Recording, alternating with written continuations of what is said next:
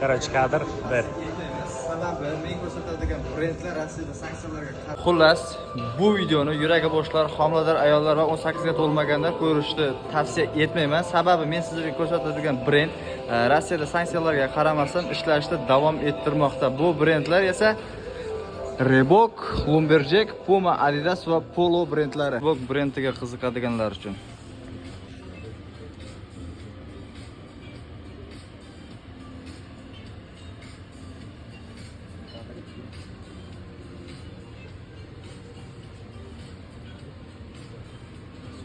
Yoshlikda mana bu krossovkani kiyishni orzu qilmagan bola bo'lmasa kerak.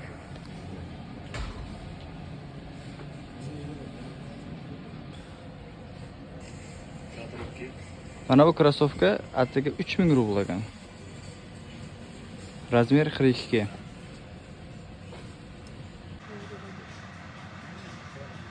Dunyoning eng xunuk krossovkasi.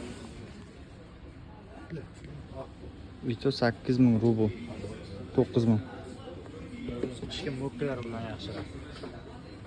Dolce & Gabbana brendiga qiziqqanlar uchun